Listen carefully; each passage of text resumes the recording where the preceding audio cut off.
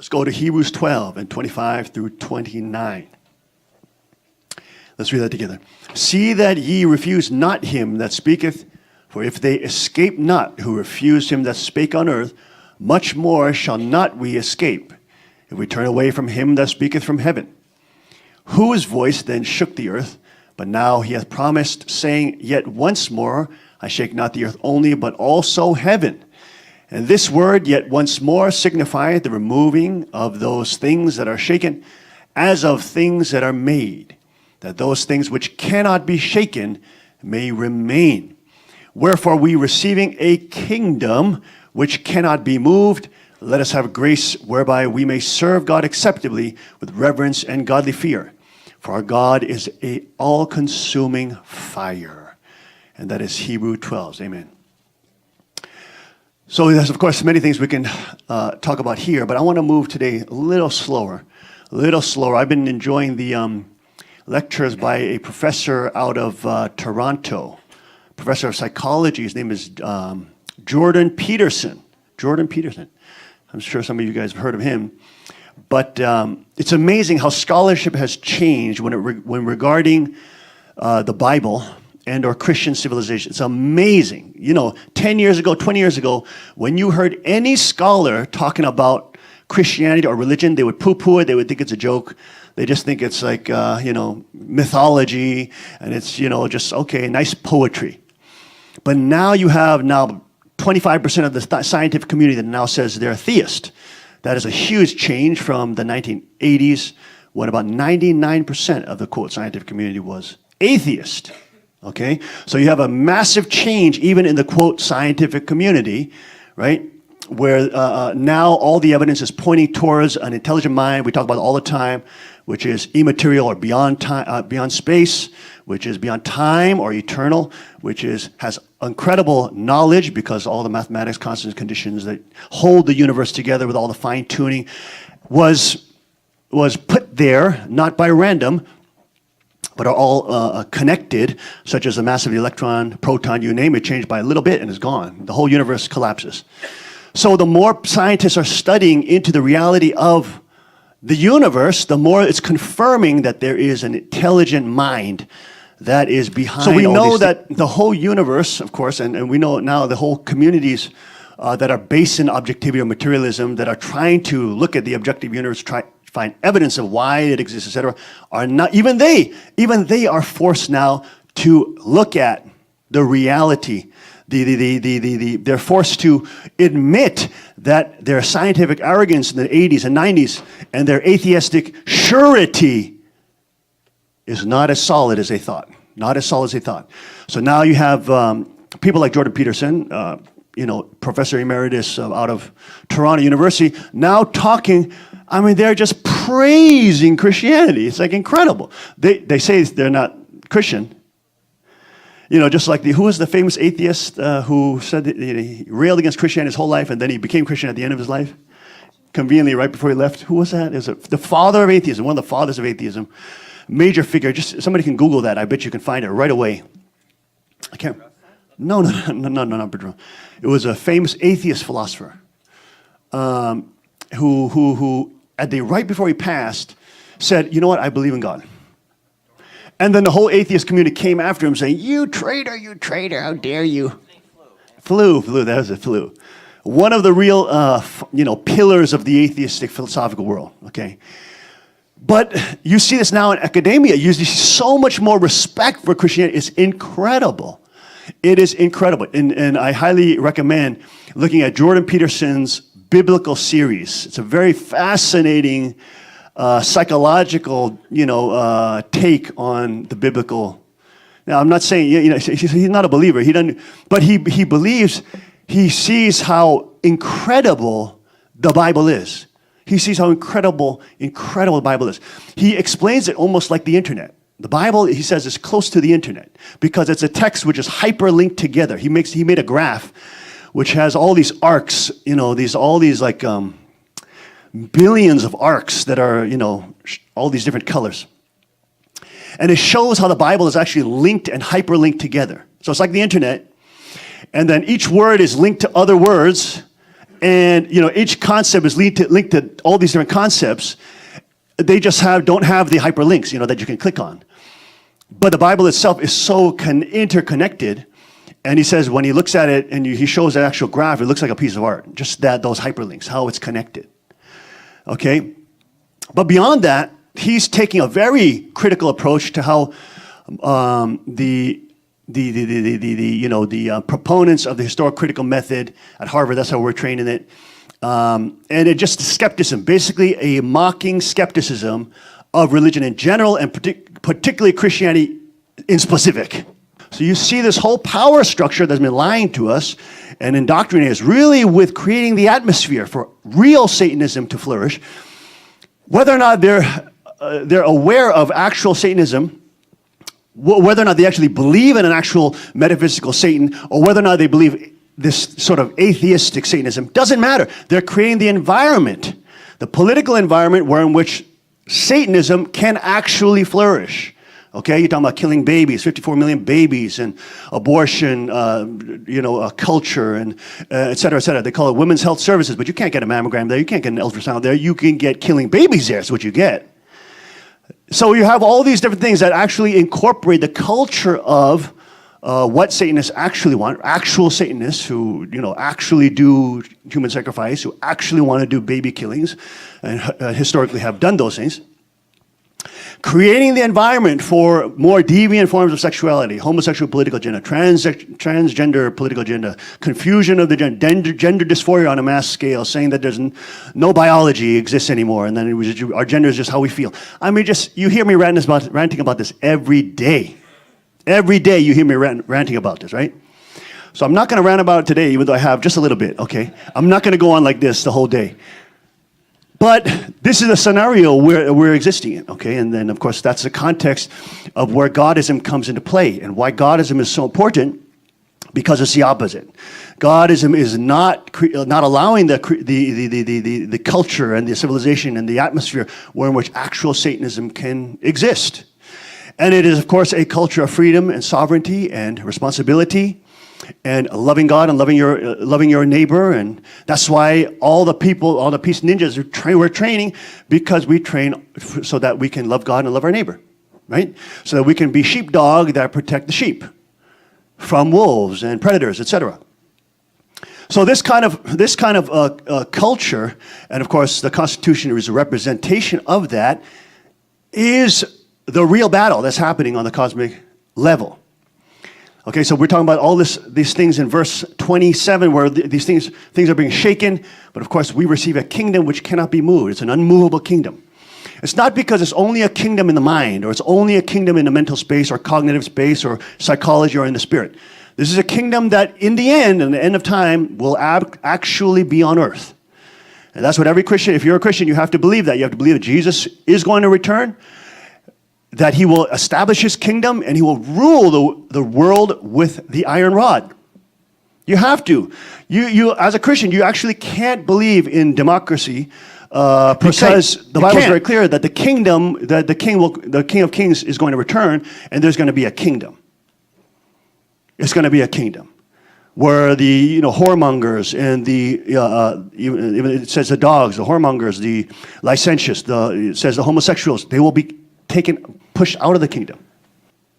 So you have to, as a Christian, if you're honest to the scripture, you have to believe in a kingdom. You can't say that democracy is the final formulation of the ideal world.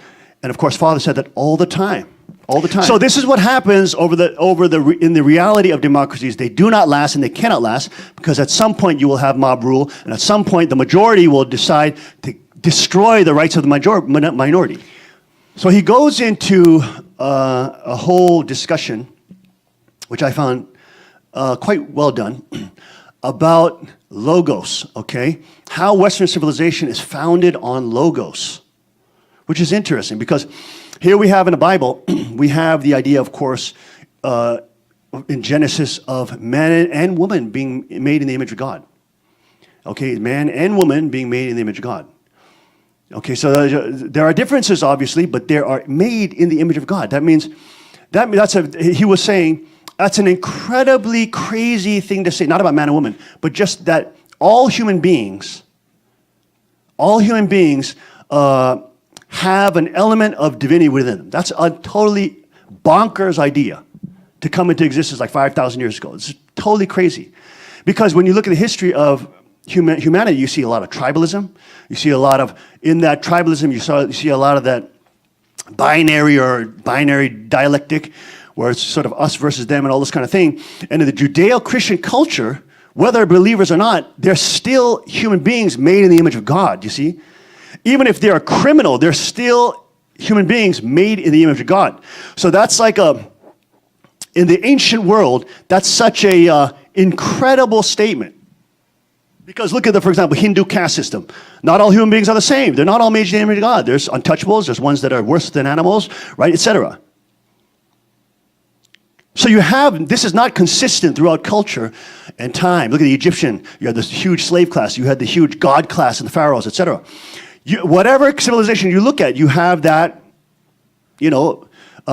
system that basically incorporates political statism, some form of feudalism, socialism, communism, etc.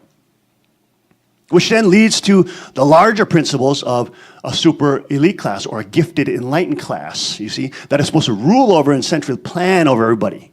And this is the common, consistent trend throughout, whether you look at religions and or you look at body politics. Very fascinating stuff. But you have in the Judeo-Christian world, and we're so spoiled because it's just part of our culture, you have the idea, number one, that God created man and woman in the image of God. And look at this. Number two, in John 1:1, in the beginning was the Word, and the Word was with God, and the Word was God. That's a very interesting concept, the idea of logos. Logos, or the Word, it's a crazy concept, if you think about it. It's pretty crazy. You're saying that in the beginning with the mighty Creator, was a Word, and of course, in Christian context, that's represented as Jesus Christ, as it comes to the earth. The Word of God then becomes flesh. And you see, look at this. The Word was with God, and the Word was God. The Word was with God and was God. So there's so much power invested into logos. So when you look at the history of humanity, you're going to see two main choices for how to deal with issues. One is with the sword. The next one is with words. So whether a civilization is going to decide how are they going to solve problems which human beings will always have. There's always going to be some conflicts. There's always going to be some disagreements, right? It doesn't matter. It doesn't matter. Even though all the saints are gathered here, sometimes we all have disagreements, right? That's human beings. But how do we solve those issues? Do we solve those issues by the sword, or do we solve those issues by the Word? Isn't that interesting? So what will be the foundational aspect of society which will allow for peace? That is, we're not killing each other. That is, what will be the foundational aspect for peace to exist? And for Western civilization, it's rationale. It's been sort of rationale. Where does that come from, though? It comes from this foundation of everything being based on the Word. Everything. God Himself is based on logos. That there's something above all of us that transcends all of us and that we're all beholden to. Yet we also have this ability to express our thoughts and our ideas and our plans.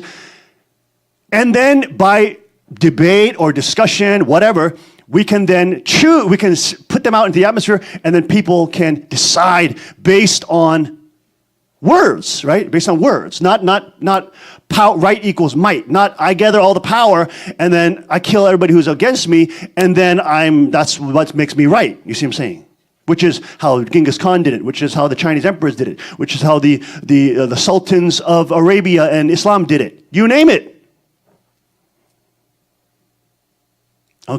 We're talking about a fundamental difference when you're looking at God as the Word. He becomes everything. Then is undergirded, underlying everything in the cosmos and the universe is logos, is this verbalization of cognitive thinking.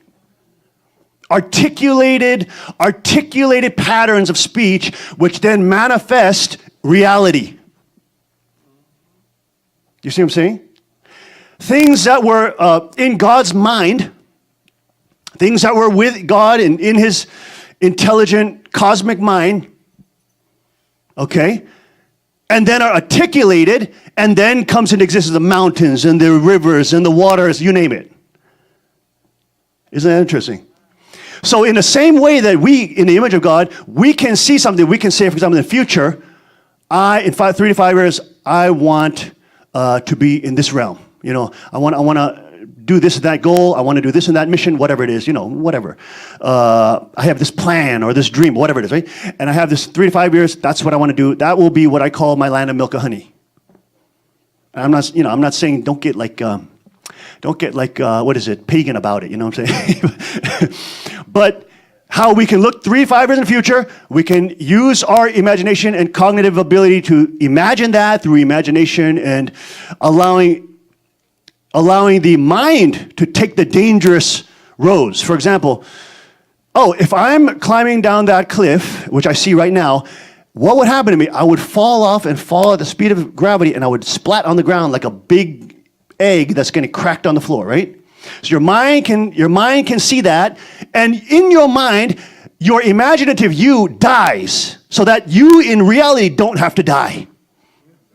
You see what I'm saying? And that's a great survival mechanism that human beings can imagine what's going to happen to us. We can imagine falling off the cliff and splatting like an egg, and that prevents us from actually having to do it to learn it.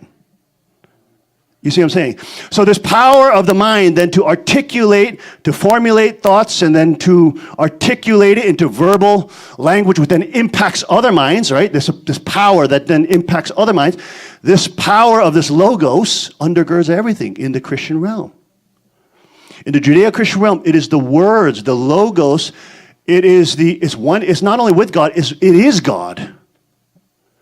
Isn't it interesting? That's why the Constitution in the West is so important. It's a whole bunch of words. Everybody's beholden to this Constitution. Everybody from the President of the United States to the, to the most humble man. Everybody's beholden to, they're supposed to be, okay? I know it's not really the case, but with the political class, etc. But it's supposed to be, in theory, it's supposed to be that everybody is subservient to the logos, or the word, that binds us and holds us and connects us all together in unity, at least to some basic civilization. Isn't that interesting? So the fundamental, this is such a unique aspect that God, the intelligent personal creator, the intelligent mind that creates all the constants and conditions in the universe to actually create the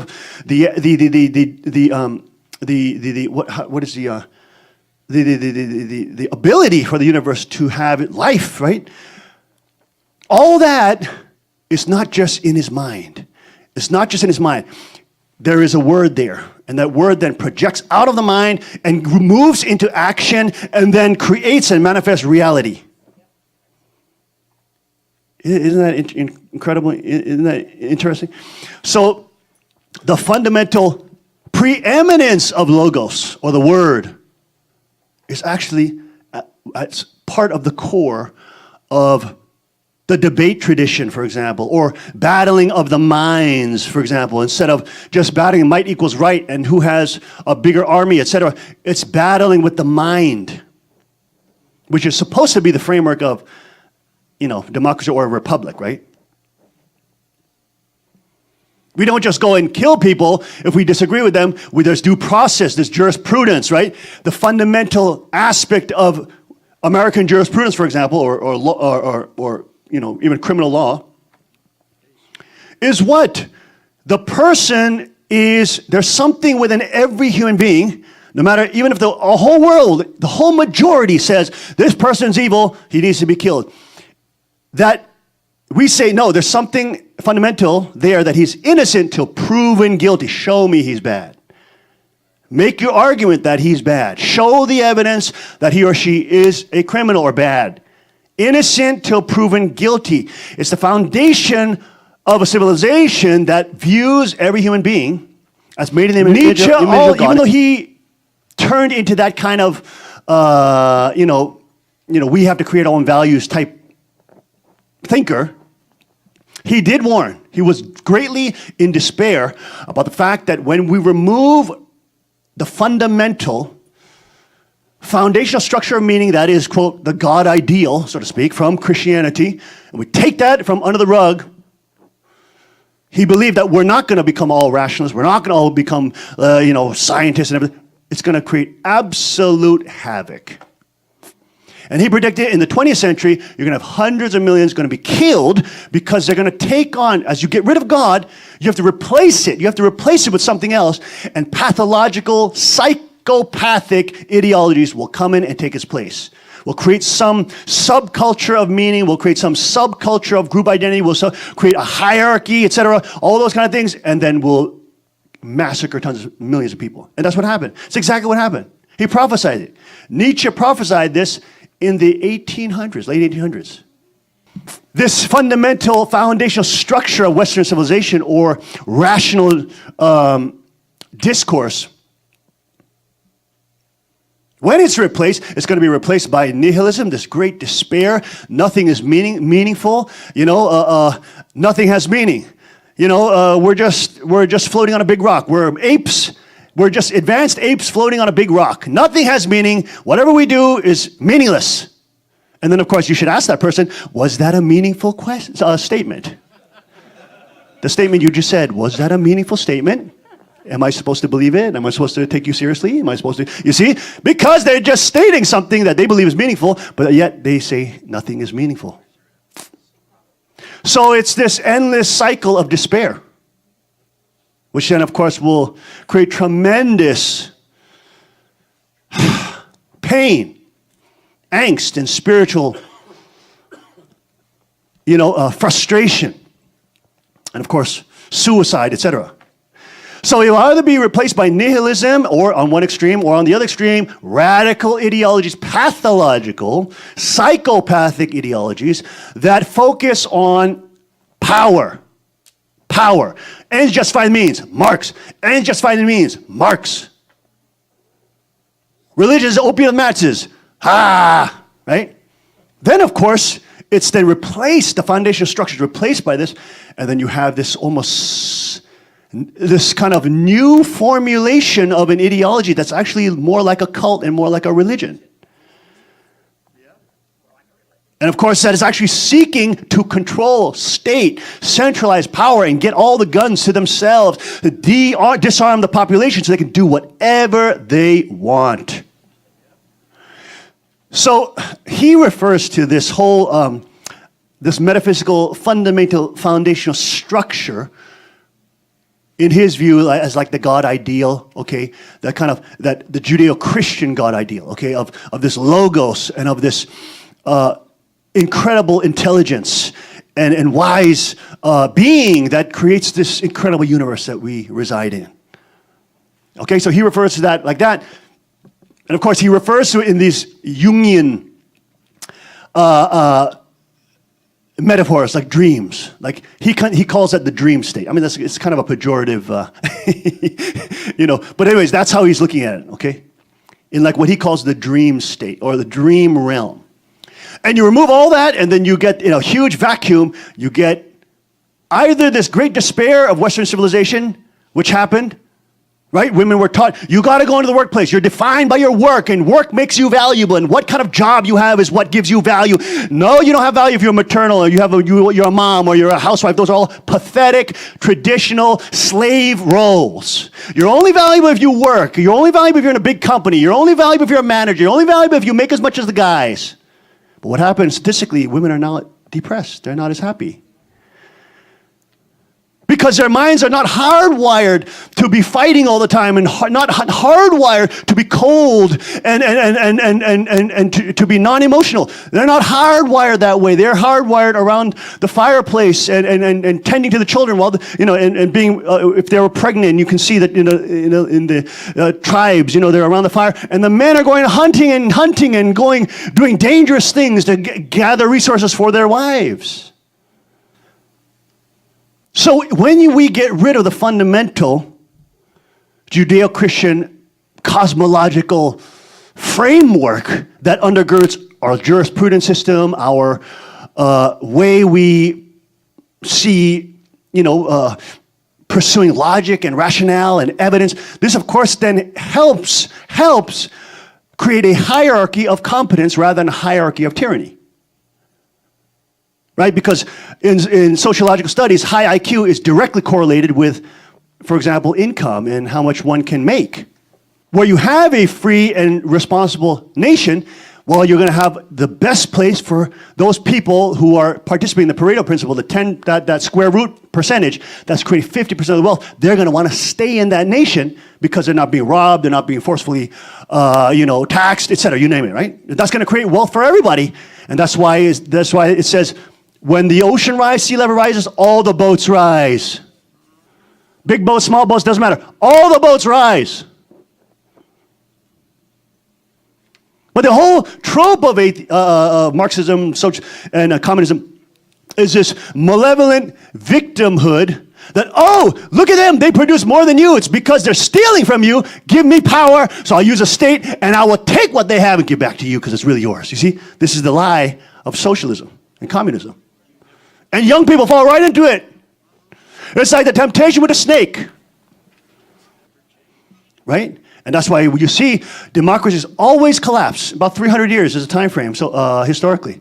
It collapses because the majority will rule at some point. When the majority rule, the minorities are dead. The thing about a republic is that a minority has rights that the majority cannot erase. That's why America was a republic. We were not a democracy. A republic being categorized as the minority is always will be protected from the majority. Why? Because the founding fathers who found America, they were always the minority. Here, the Quakers and all these different sects of Christianity were punished by the Catholic Church and said, "You're heretics," Just like they say about, just like they say about me. That don't bother me. But no Christian trying to come and kill us. Right? So human beings need purpose. We are hardwired because we're made in the image of God. We want purpose. God has a purpose. We need something that extends beyond our temporary pleasures and our temporary fulfillment of desire in the hierarchy of needs. We need something more than that. We need something more than that. They found studies, he was mentioning studies that show anything above basic income level, that is basically about lower middle class level in the Western world. Any more money you accrue than that, so above what, $30,000, $40,000, anything above that, does not get rid of any of your problems. So he does the studies where he has super rich people and middle class, lower middle class people, same divorce rates, same strife between parents and children, same disease, same illness, suffering, etc. Money does not solve it. And of course, the leftists are always railing on capitalism and saying, oh, free markets are all about money, when they are hyper-focused on money. Everything for them is money, money, money, power, power, money, money, money, right? Take more. What's the solution to increase poverty? Well, more money, more money to federal programs, right? What's the solution to reducing crime? More money to the federal programs. What's the solution to dropout rates? More money to federal programs. It's the same. It's like this hyper cultish lust for more money, state, of course, which is stolen from the population, forcefully, at the end of a barrel. So you have other psychologists and thinkers that have, of course, greatly influenced the modern Western world and the state of affairs, our psychological, spiritual condition that we're in now.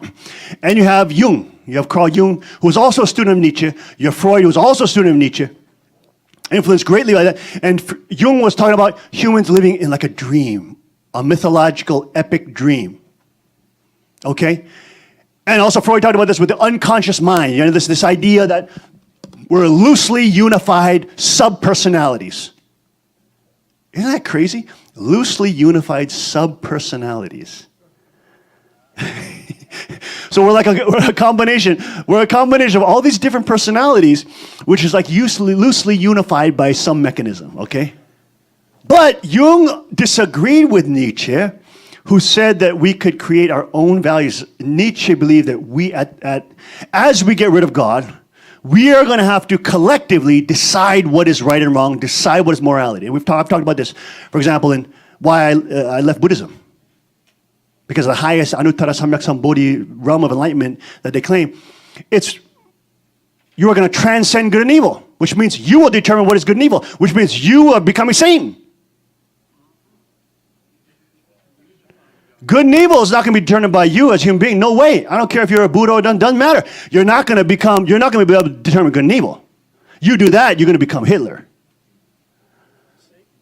Right? God, his nature is what determines what is good and what is evil. God is truth, so he's not a liar. He's not a liar. Right? God is a sustainer. He's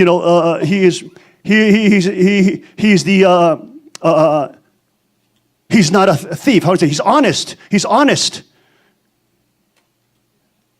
He has character, so he's not a stealer. A thief? Right? So Jung disagreed with Nietzsche, who said that we have to be able to eventually create our own values and become the Uberman. That means Superman. That's a dangerous ideology. You see, all the pagan ideologies lead to that in the end, folks. There's really only two paths. That's why Jesus said, I'm the way, the truth, and the life. It's Jesus and all the other roads, which lead to the same mountain, Uberman. But Jung disagreed with Nietzsche, and he said, if we do that, we're going to create tremendous calamity. And that's exactly what happened. Humans are deeply affected by things beyond their conscious control. Isn't that interesting? This whole idea of the subconscious, that we're basically ruled by things beyond our control. Think about that. The fact that these subpersonalities rule you without your conscious control.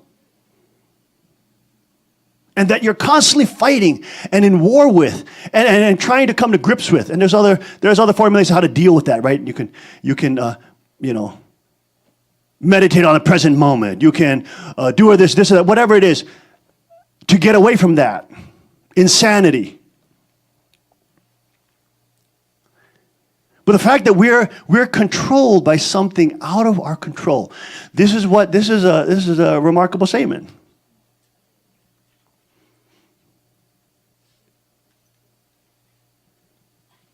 There's things within our personality, traditionally we will call them angels or demons, the warring states between the mind or in our spirit, the temptations of Satan, etc.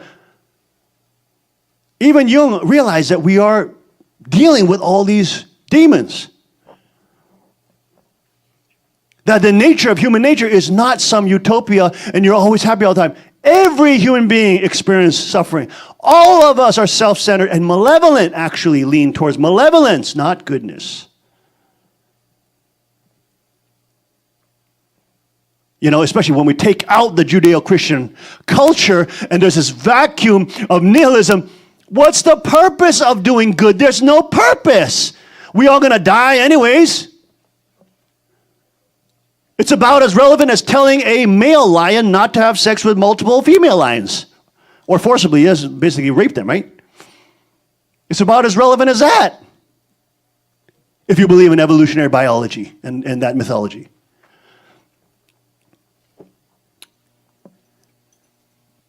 Humans are deeply affected by things beyond our conscious control.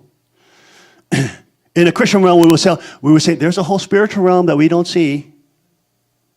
Okay? There's spirits. There's demons. Jesus, 33% of his ministry was casting out devils. Casting out devils. We are deeply affected by things beyond our conscious control. And then he goes into this whole idea of dreams and myths. This is interesting. Dreams, look at this, like thinking, are attempts to formulate something in the realm of uncertainty. Thinking is trying to formulate something out of uncertainty, right? Like, where does the thought come from? You have a thought, it emerges in your mind, but where does it come from? Are you sure it comes from you? Where does it come from? What personality? Which sub-personality? Where from that sub-personality? Where does that thought emerge? Where does it come and dominate your gray matter? Isn't that interesting? How does it take over your, wrinkly gray brain? How does that happen? How does a thought come and take it over and totally perplex it or keep its attention? How does that happen? In the same way, dreams, like thinking, they are like attempts coming up, bubbling. Freud would talk about bubbling up from like the unconscious mind. Things that are out of our control. We're not producing these thoughts. There's many people who interpret dreams, or not interpret dreams, but say about dreams that, they're just like memories, or they're just like replays of things. But many times dreams have very coherent structure, very clear pathways in which you're going. Sometimes you can participate in the dream. Many times there's a beginning and an end. I'm not saying all the time, but sometimes there are. Sometimes it's very coherent, very structured. I had a lot of dreams just last night, and I was while I'm in the dream, I'm saying, God, what do you want me to learn from this dream? I knew I was in a dream, and I could say inside the dream, God, what would you like me to learn from this dream?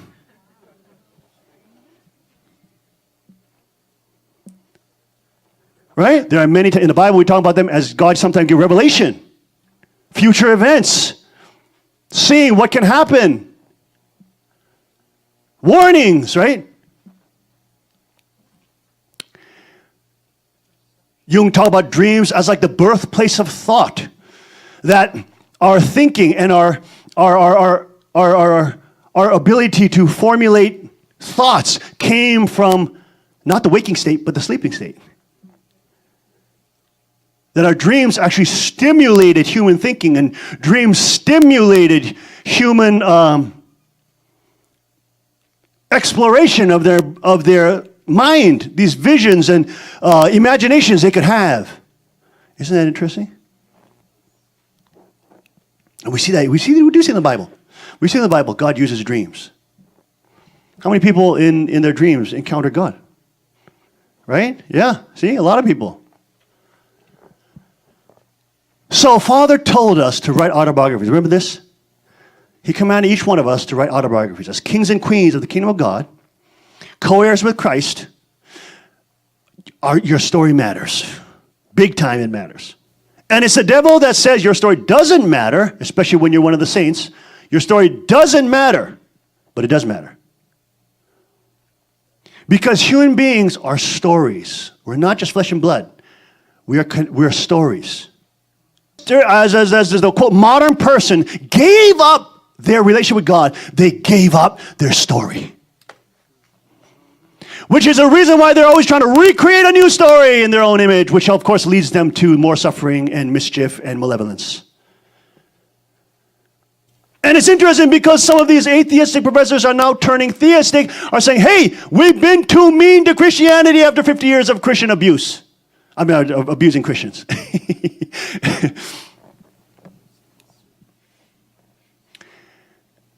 So this week, of course, as you know, they deposed me. And I was doing a deposition this week, like 10 and a half freaking hours. My goodness, give me a break. We went in at like 9 and like got out at 7:30. It's ridiculous. But, anyways, you could see they're trying to set their own narratives so they can win the case and steal money. But it's all about setting their narrative, the Quack group, True Father was senile, and that's why we stole his money, see? We did it for him. Etc. We changed the boards, and we went against Father's orders. And, right after, I became the international president and Father crowned me 3 times. Oh, then, of course, all these things start happening. And then legally, they're trying to take away all the UCI name and any connection to the Unification Church, et cetera. Oh, yes, of course. They're trying to make the story. Father's crazy. He's senile. He's nuts. Oh, didn't Reverend Moon also smack you in the face? In front of people. Yeah, so what? He's my daddy. He can smack me.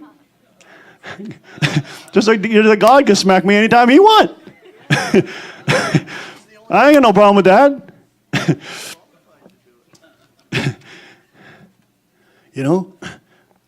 Oh, and that hasn't been during the episode. Didn't Reverend Moon disrobe in front of the people? I said, my father was teaching about the Garden of Eden. And he was saying that in the Garden of Eden, there's no shame. And he was 92 years old. He's not trying to do some strip tease in front of people. He's talking about the Garden of Eden. Do you understand it? He's saying, I have no shame. As your grandfather, I have no shame, you dumb idiots. That's what he was saying to us. And you are trying to write a different story. But I was there, you bozos.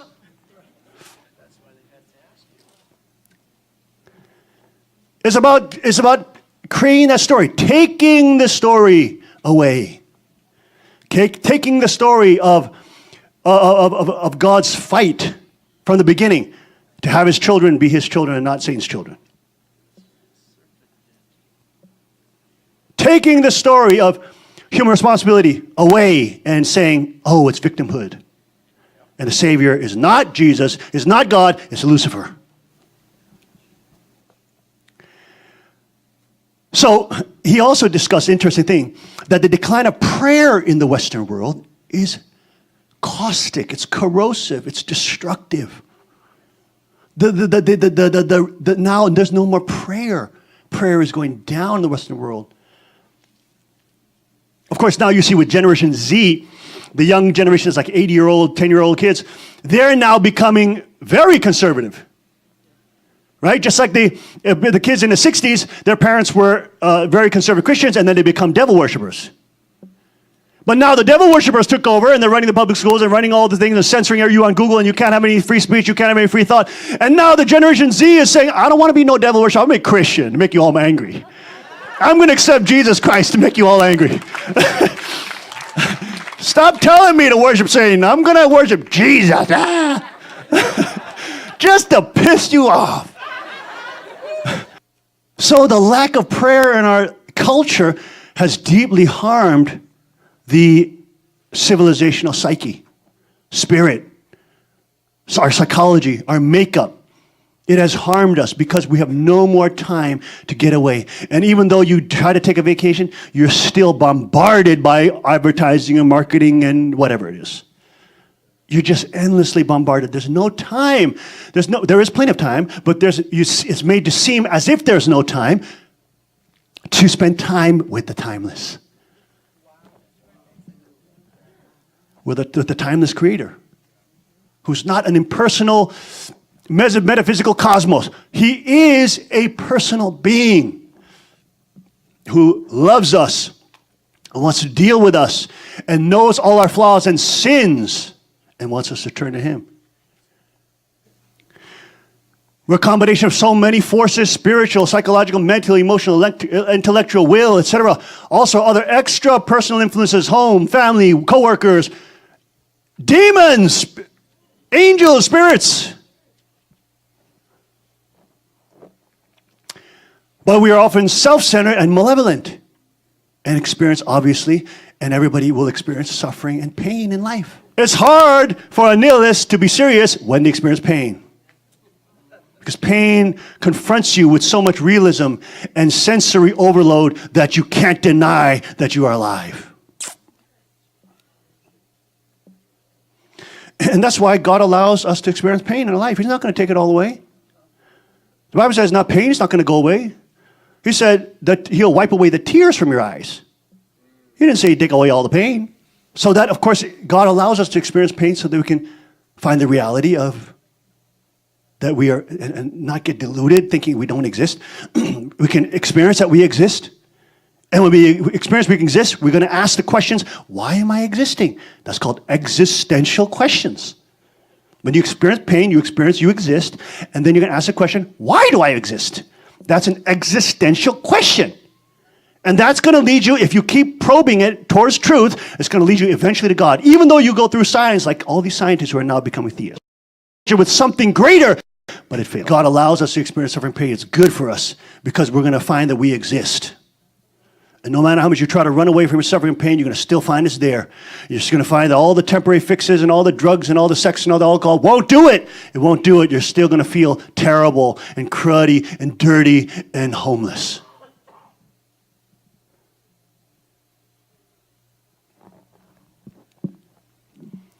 And when you finally realize that you do exist and you're not in a nihilistic vacuum or universe, that you do have purpose and you're not a freaking advanced primate, you realize, oh my gosh, why do I exist? If there's a creator, am I a child of God? You're going to start asking the question. You start searching. You start asking the existential questions. The beginning of the search for truth.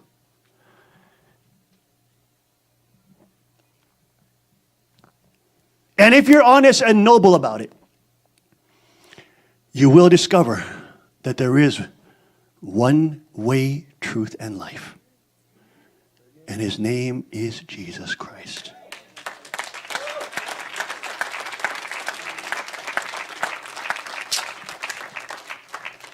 He's a different type of God. Not all gods are the same. He is a fundamentally different type of God. And if you appreciate anything about the freedom and sovereignty that you can experience in the modern day in America or free countries, you better thank Jesus. Because it's from that civilization where it comes from. All what we talked about, from the logos to the fundamental core of jurisprudence, to the fundamental core of the equality of man and woman before God. I mean, where do you get this from? You don't get that from other gods. Judeo-Christian values. Men and women equal before God in value, in love. Different roles, but equal in value and love.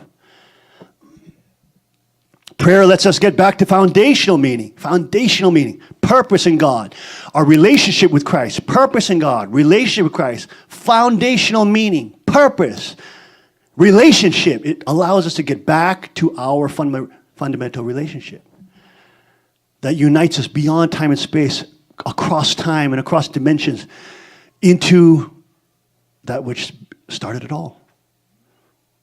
You get connected to the epic story that is God's story when you have a relationship with the Bible. Your story becomes a part of God's story. You become part of the 144. 1,000. You become a part of the chosen people. You became a part of divine providence. You become a part of God's epic story throughout time. And you have tremendous meaning and value. But God doesn't say you're perfect. We're saved in our sins because of the great sacrifice of Christ. Not of our own doing, but because he loved us. And so thus we also have humility, and we have patience and forbearance for other people. We still speak the truth. We still challenge and stand up against unrighteousness. But we have a fundamental love for humanity. Strength, mind, heart, soul. And love your neighbor as you love yourself. Love your neighbor. That's what Peacekeeping Militia is all about. It's not trying to look badass with the AR-15s. It's about being good people who are ready to defend good people against evil. Yes. And that's what any kingdom and any nation that truly loves God and loves its people should do. Prayer, folks, prayer. Chun Seung Young 93, the purpose of our creation is love, Father says. Life was created based on God's love. God did not generate love by first creating life. In other words, life began because love started budding in God's heart. Since life started from love, the result must also be produced through love. Since the beginning was love, the end must also be love. This is why human beings are miserable when love is taken away. And that's why when God's kingdom comes, it is the greatest sign of his love. The greatest sign. It's something that we don't deserve. It's something that we're not we didn't earn, but it's something that he bestows upon us to live with him in the millennial kingdom. That is a tremendous gift, and it's a gift that goes back to our first scripture today. It's a gift of grace of the unmovable kingdom that we have been given. Woo! Chaniguk is coming to this world.